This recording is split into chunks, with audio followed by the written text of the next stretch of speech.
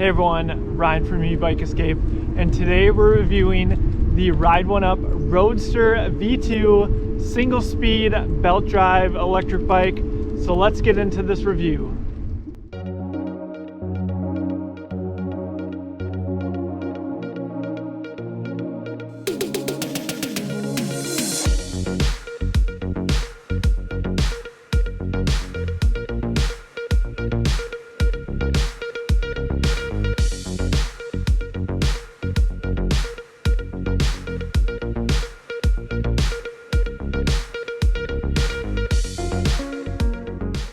One favor before we get started, if you are looking at purchasing a Ride1Up Roadster V2 or any other Ride1Up electric bike, please consider using the link in the description, as that helps support Ebike Escape and makes reviews like this one possible. With that, let's get to the walk around.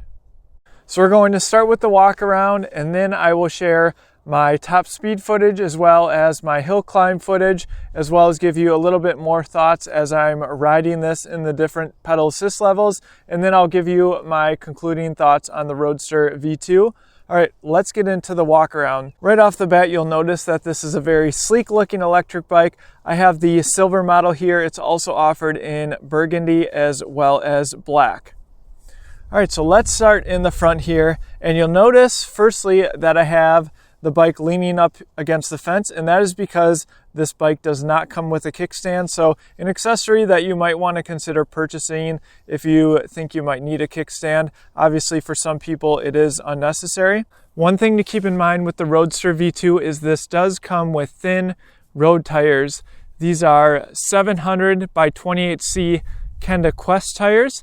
While we don't have a ton of experience riding with non-electric road bikes, we do have some. A few years back, my wife was having some issues getting flats on her road bike. And so what we opted to do was we put on some tires that were called Gator Skins. I'm not sure if they still have them, but if they do, I will put a link in the description. So something to look into if you are looking to prevent flats with some of these thinner road tires. Obviously, I don't have a ton of experience riding them. We haven't gotten any flats in my testing. All right, so now let's talk about these brakes. So compared to many electric bikes, this comes with Tektro V brakes. And while some people might view that as a negative, I think there are some positive aspects here. One reason you might not need quite as much stopping power is you're not going quite as fast as other electric bikes. This will get up to about 23 or 24 miles per hour. And this bike is really light. So it's around 30 pounds. Lots of road bikes still have V-brakes. So I found that they are plenty capable of stopping this bike. Of course, you can make the decision up to you whether you'd prefer an electric bike with disc brakes. I do like that they opted to go with the name brand. The other thing that I really like about these types of brakes is they are super easy to adjust. And then another thing to note in the front here is we have a quick release, so very easy to pop this tire off, and they are using Schrader tubes from the factory. And I do like the nice touch Ride1Up put here at the head tube. They have a nice Ride1Up badge. It says class 3, 350 watts. This is a 350 watt continuous 500 watt peak motor. So it looks really sharp. Moving on to the cockpit, one of the first things that I noticed when I hopped on this electric bike were the more narrow handlebars. And I believe they did this intentionally because this bike is so light.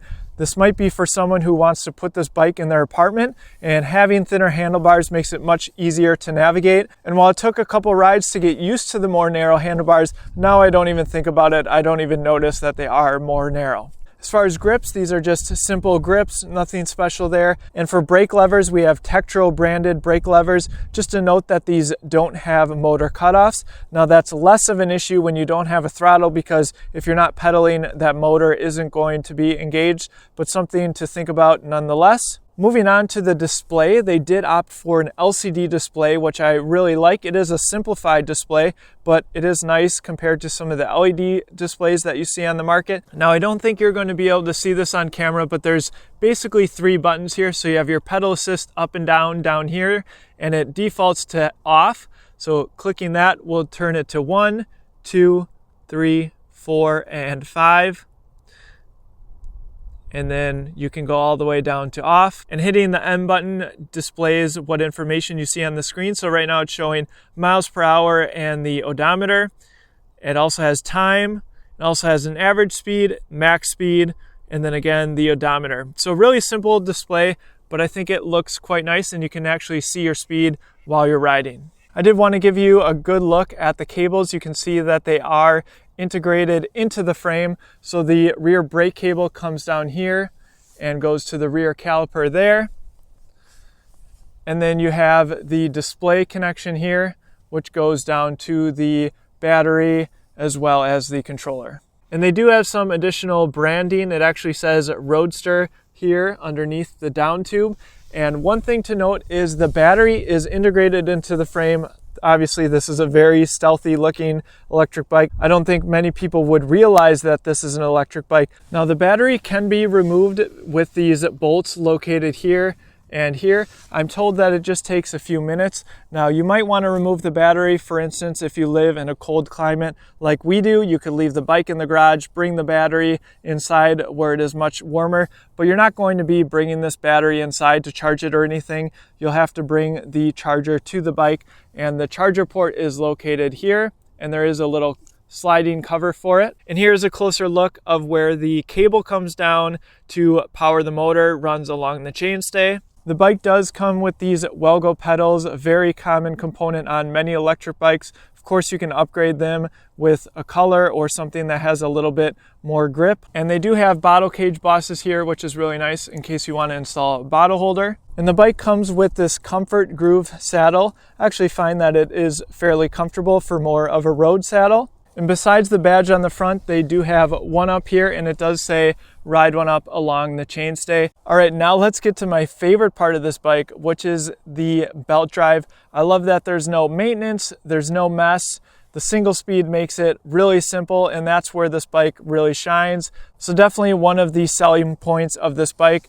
They are using a Top Trans belt. And then finally, you have the 350 watt nominal 500 watt peak motor. You'll see in my riding footage just how capable this motor is. I was actually fairly impressed, and I'll talk a little bit more about the gearing later in this video as well. Okay, and that concludes the Walkaround. It's a very simple electric bike. I think they nailed it for the niche that they are targeting for this electric bike. Now let's get to my top speed test as well as my hill climb test, and then I'll give you my final thoughts on this electric bike. Okay, here's what we're gonna do. I'm gonna take up the Roadster V2 up this short hill, and then at the top we'll do a top speed run. I'll talk a little bit more about the assist levels and speed and pedaling without the motor at all.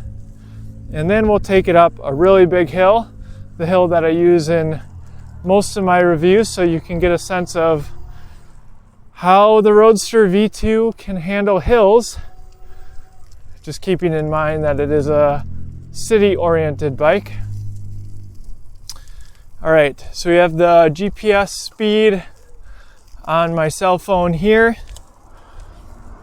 You probably won't be able to see the Roadster V2's display screen, but I am in pedal assist 5. And I should be able to hit 24 miles per hour. And just in case you can't see the screen, I'll call it out when I get there. So here we go. Pedal assist 5. 16, 17, 20, 22, 23. Okay, and I was pushing pretty hard. I believe the GPS said 23. The LCD screen on the Roadster V2 said 24 miles per hour. So 23, 24 is about what you can expect. Okay, so I'm in pedal assist 1, just going at a leisurely pace, going about 11 miles per hour. Let's go to pedal assist 2.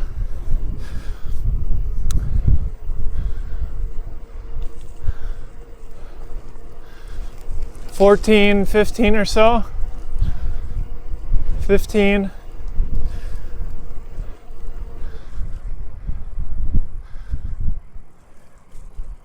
Okay, let's go in pedal assist 3.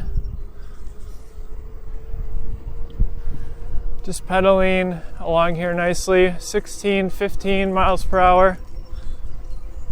So then if I go into pedal assist 4, we'll get closer to that 20 miles an hour, 17, 19.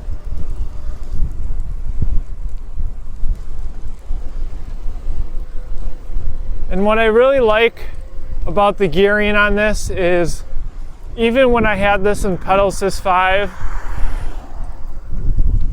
my pedals were not spinning because I was going too fast. I was still providing plenty of power. So I feel like the gearing is just about right for my preference. But obviously that's going to be personal preference on how you ride this bike. Okay, so just to give you an idea of pedaling this with no assist, taking it pretty easy on flat ground, I'm going about 8. If I work a little harder, probably can get it faster, 10, 11.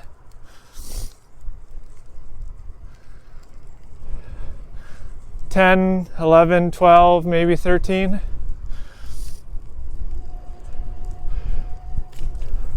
Okay, here is the hill, and I know it looks small on the GoPro, but I promise you this hill is quite large. We're gonna start out right away in pedal assist 5, and this is actually a craft factory, so it smells like macaroni and cheese right now.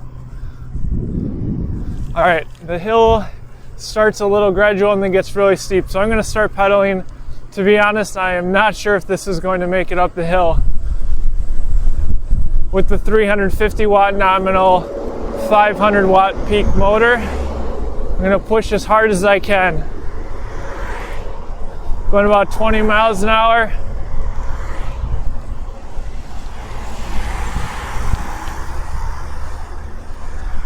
Get out of the saddle a little bit.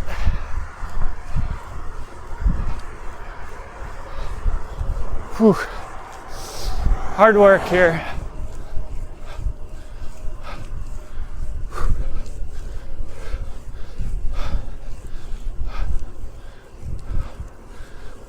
I might be able to make it.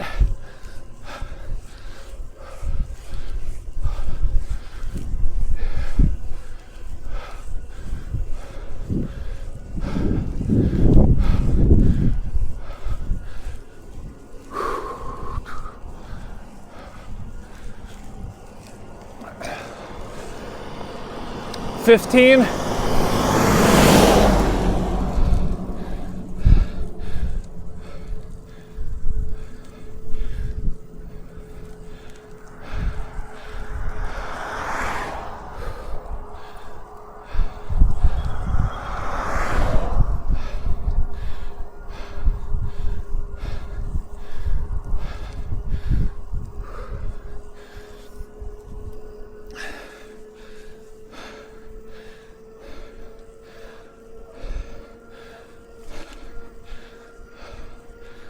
All right, we made it. I am surprised.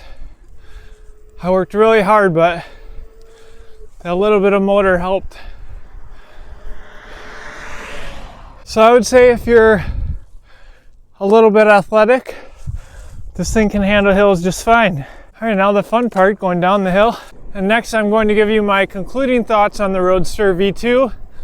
So let's get to that. The Roadster V2 is both simple and stealthy. It's billed as an urban commuter for those traveling on flat surfaces, and I have to say, without hesitation, that it delivers. Even hills are possible, as you witnessed firsthand as I broke a sweat getting up that gigantic hill. For $1,095, you aren't breaking the bank either, and it's perfect for riders who travel between 20 and 35 miles at a time. Plus, this thing is ultra light. In fact, I'm not sure why you would need to lift an e-bike over your head, but hey, you can with the Roadster V2. I weighed it at just about 35 pounds. Obviously, this isn't going to be the electric bike for everyone, Most people purchasing e-bikes seem to want wider tires, bigger batteries, and don't forget a throttle. This bike has none of those. But for those who value the benefits that the Roadster V2 provides, I couldn't find anything I'd change about the bike. It should absolutely be on your list if you're looking at single-speed electric bikes. It also comes in two sizes, small for riders approximately 5'3" to 5'8", and large, which is what I've been riding in this video, for riders 5'7" to 6'2". My wife, who is 5'5", was able to make it work on the large size frame, though it was a bit of a stretch for her. Besides the weight, another standout feature of this bike is obviously that belt drive. No maintenance or mess is a big selling point. The 64 by 20 tooth drivetrain felt just right to me, assuming you are using the motor to help you along. You won't want to take this bike up any sort of hill without the help of the motor though. Flat ground, however, is possible, as I showed you in the first person riding footage. And it's really nice that the 350 watt nominal, 500 watt peak motor can still help you reach cruising speeds with relative ease. Some people might prefer disc brakes, and I can see that, but the V-brakes didn't bother me at all, and others that have test rode this bike felt the same way that I did. Perhaps the only upgrade I'd look at adding to this bike is puncture-resistant tires once the stock ones show some wear. That and maybe a kickstand. The other thing worth mentioning is that I recently learned that a Roadster V2 gravel version is in the works. While there isn't a lot of information just yet, it will reportedly come with WTB gravel tires, disc brakes, and other minor frame changes. So if that is an e-bike you're interested in, let me know in the comments and I'll see if I can do a review on that model as well. With that, let me know what you think about the Roadster V2 in the comments below. Is there anything you'd change? And be sure to subscribe for more upcoming content on single-speed electric bikes. If you're planning to purchase a Ride1Up electric bike, I'd really appreciate it if you use the link in the description, as that helps me continue to make videos like this one. I'll also have a link to my ever-popular electric bike accessories list and my top e-bike brands page. Thanks for watching, and we'll see you in the next one.